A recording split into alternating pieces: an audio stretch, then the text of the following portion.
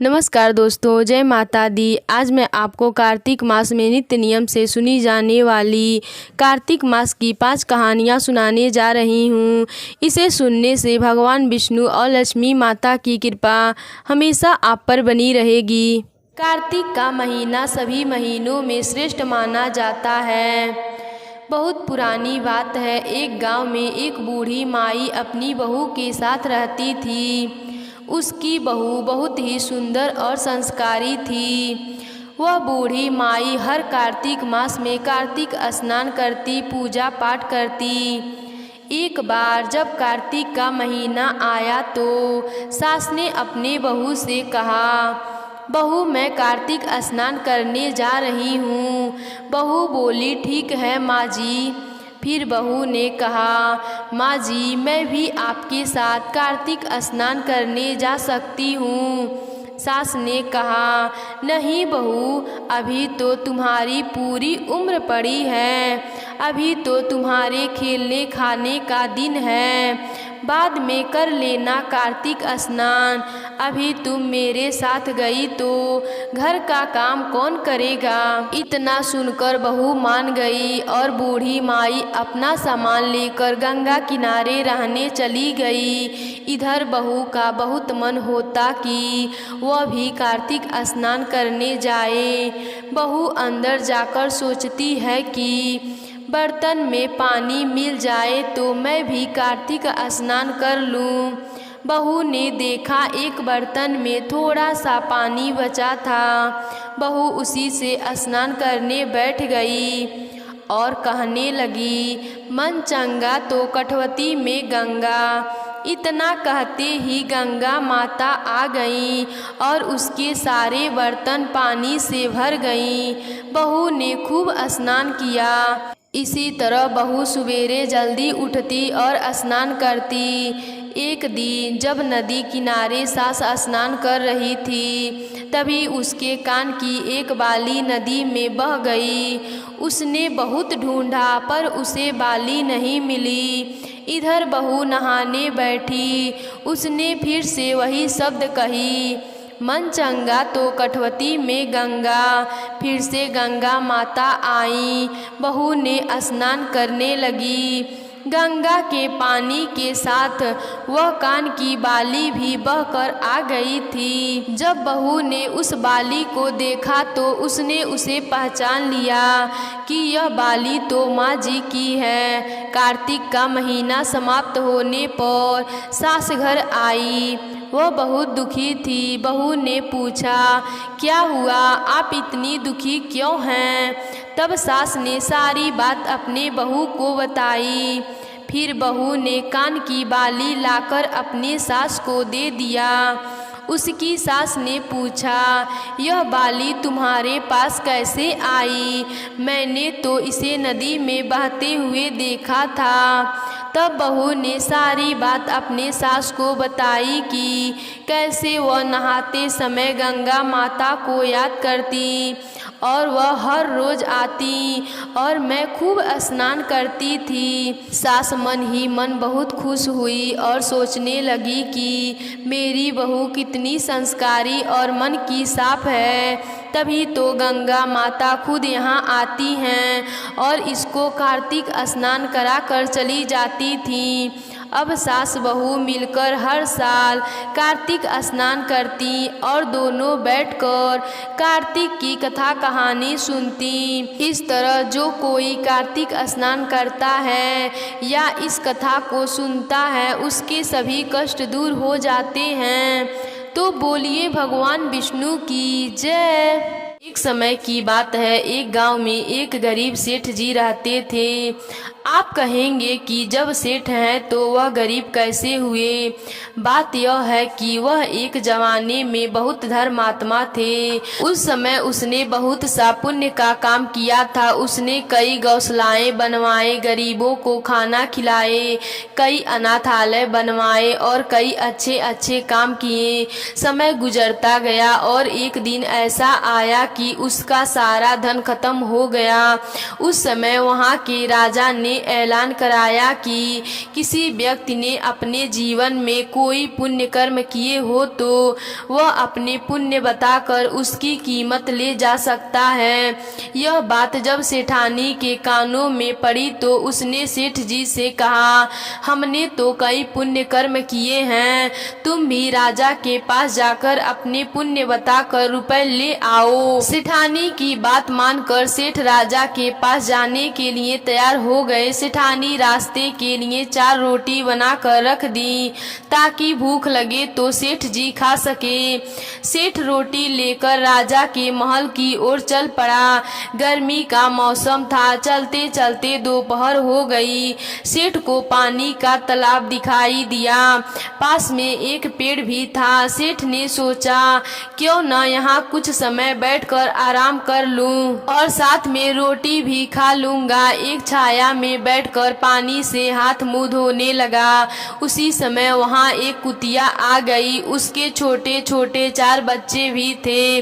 वह सेठ जी के सामने आकर अपना पूंछ हिलाने लगी। उसे देखकर सेठ जी का दिल पिघल गया। सेठ ने 2 रोटी निकालकर कुतिया के सामने डाल दिया।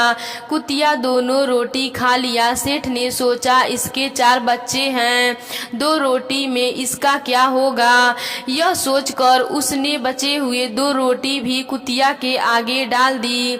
सेठ खुद पानी पीकर आगे बढ़ा। कुछ देर बाद वह राजा के दरबार में पहुंच गया। वहां जाकर वह अपने द्वारा किए गए पुण्य कर्मों की गिनती कराने लगा। सेठ ने सभी कर्म विस्तार पूर्वक राजा को बता दिए और पुण्य का दाम देने को कहा। राजा ने कहा, आपके इस पुण्य का कोई दाम नहीं मिलेगा।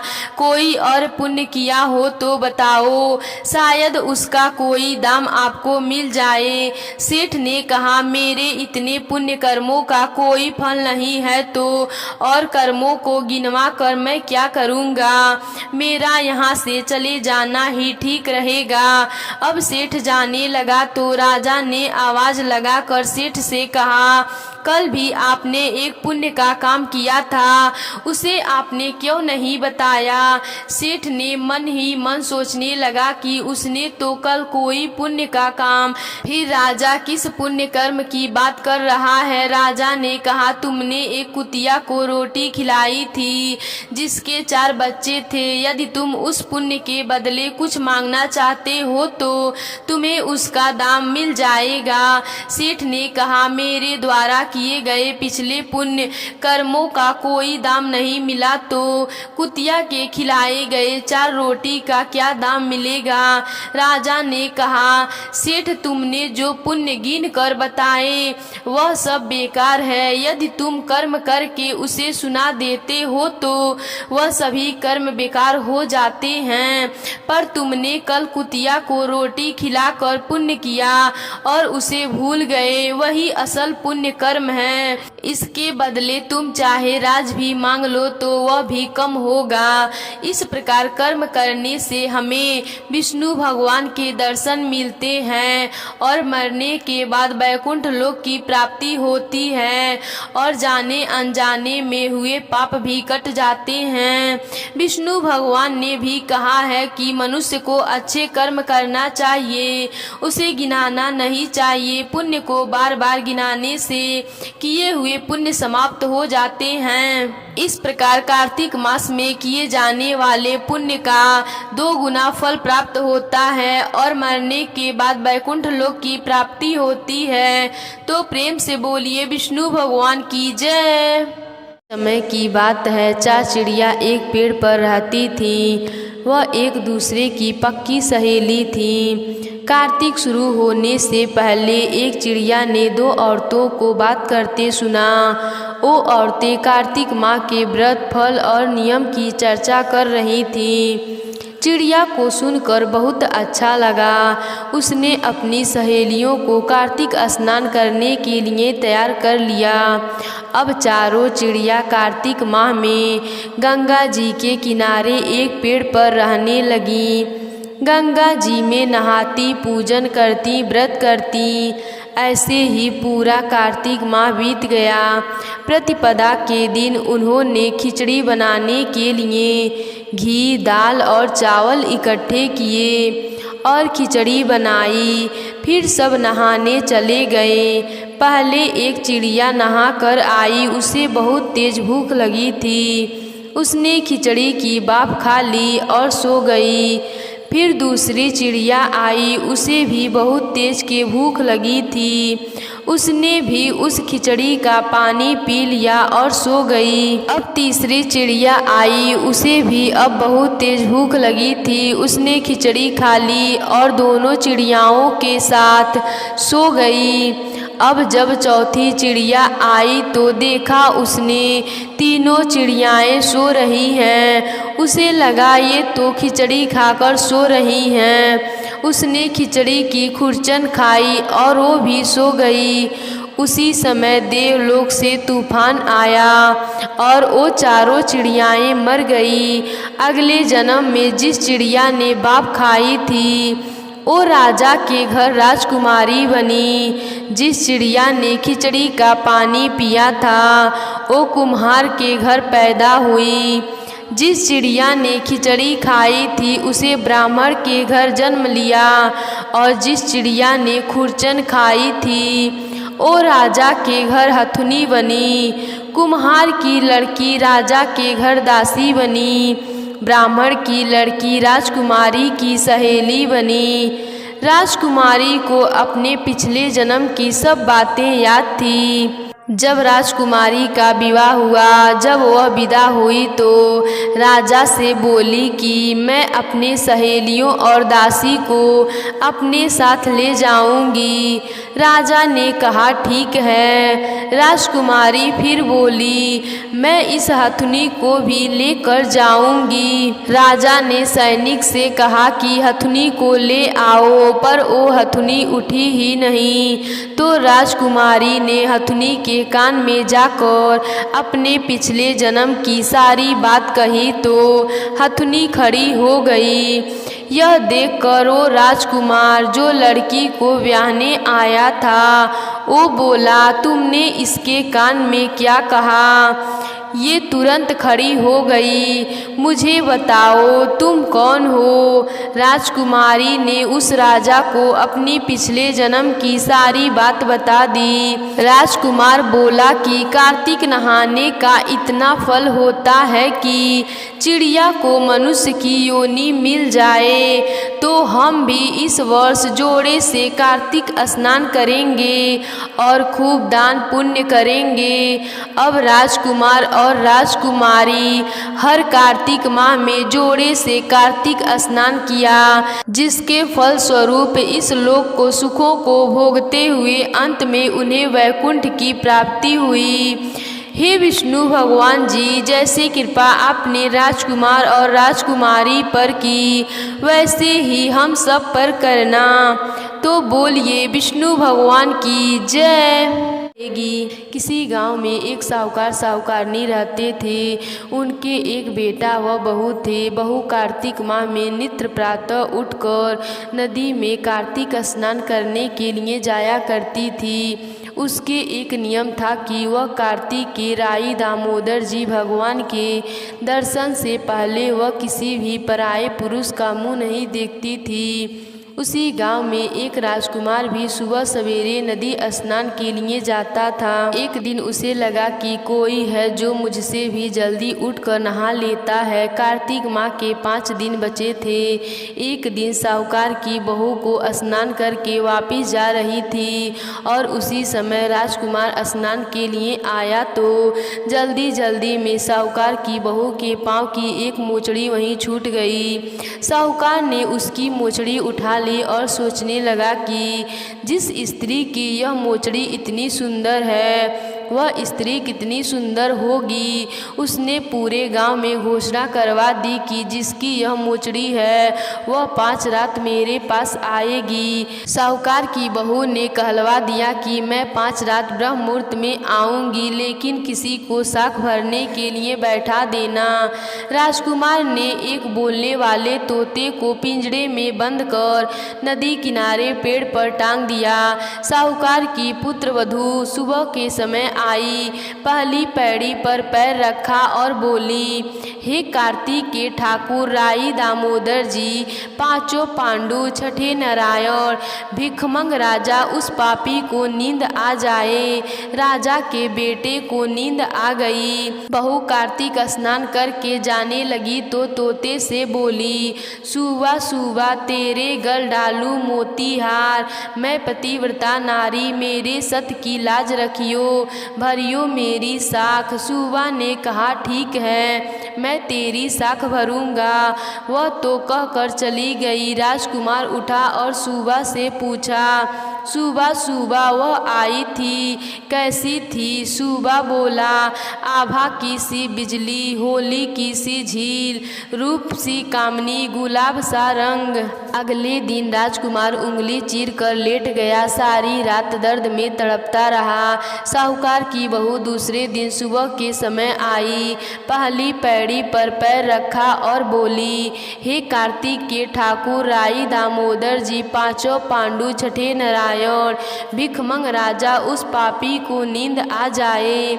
राजकुमार को नींद आ गई। सुबह राजकुमार ने तोते से फिर पूछा, आई थी क्या? तो तोते ने सारी बात बतला दी। हाँ, आई थी। अब राजकुमार ने तीसरी रात को वह आंखों में मिर्ची डालकर बैठ गया, सारी रात दर्द में तड़पता रहा। साहूकार की बहू फिर आई और प्रार्थना करने लगी, हे कार्तिक के ठाकुर राई दामोदर जी, 5 पांडु, छठे नारायण, भिखमुख राजा, उस पापी को नींद आ जाए। राजा के बेटे को नींद आ गई। सुबह राजकुमार ने तोते से फिर पूछा, आई थी क्या? तो तोते ने सारी बात बतला दी। हाँ, आई थी। अब राजकुमार ने सोचा कि आज रात को मैं ठंड में बैठ रहा हूँ। राजकुमार ठंड में सारी रात कांपता रहा और सुबह ब्रह्म मुहूर्त में उसे नींद आ गई। साहूकार की बहू चौथे दिन सुबह के समय आई, पहली पैर पर पैर रखी और बोली, हे कार्तिक के ठाकुर राई दामोदर जी, 5 पांडु, छठे नारायण, भिखमुख राजा, उस पापी को नींद आ जाए। राजकुमार को नींद आ गई। सुबह राजकुमार ने तोते से फिर पूछा, आई थी क्या? तो तोते ने सारी बात बतला दी। हाँ, आई थी। अब चारों रात निकल गई। राजकुमार ने सोचा कि आज आखिरी रात है, आज तो मैं मेरी उंगली जला दूंगा, जलन से मुझे नींद नहीं आएगी। सारी रात जलन से तड़पता रहा। भगवान की कृपा से राजकुमार को सुबह आंख लग गई। साहूकार की बहू 5वें दिन सुबह के समय आई और पहली पैर पर पैर रखा और बोली, हे कार्तिक के ठाकुर राई दामोदर जी, हे भगवान, आपने मेरी इतनी लाज रखी है, आज भी रखना, उस पापी को नींद आ जाए। राजकुमार को नींद आ गई। साहूकार की बहू ने तोते से कहा, हे सुआ, उस पापी से कह देना मेरी मोचड़ी घर पहुंचा दे। राजकुमार हड़बड़ा कर उठा। राजकुमार ने तोते से फिर पूछा, आई थी क्या? तो तोते ने सारी बात बतला दी। हाँ, आई थी और उसने अपनी मोचड़ी मंगवाई है। राजकुमार को पतिव्रता स्त्री के सत को भंग करने का विचार करने के कारण कोढ़ हो गया। राजा जी ने राजकुमार का बहुत से वेदों से इलाज करवाया, परंतु कोई दवा असर नहीं किया। राजा जी ने राजकुमार का बहुत से वेदों से इलाज करवाया, परंतु कोई दवा असर नहीं हुआ। राजा जी ने आचार्यों को बुलवाया और पूछा। तब आचार्यों ने बतलाया कि राजकुमार को पतिव्रता स्त्री का सतभंग करने का प्रयास किया है, उसी के पाप स्वरूप इसका अंग अंग जल रहा है। तब राजा राजा ने साहूकार की बहू को अपनी बेटी बनाया। तब उसके कार्तिक स्नान का पुण्य राजा के लड़के को दिया। उस पुण्य के प्रभाव से राजकुमार स्वस्थ हो गया तथा उसने अपने कृत्य के लिए क्षमा याचना की। राजा जी और राजकुमार ने सारे नगर में कहलवा दिया कि सब कोई कार्तिक स्नान करे व स्त्री को सम्मान करे। हे पंचभिख भगवान, कार्तिक मास में जैसे साहूकार की बहू की लाज रखी वैसे ही सबका रखना।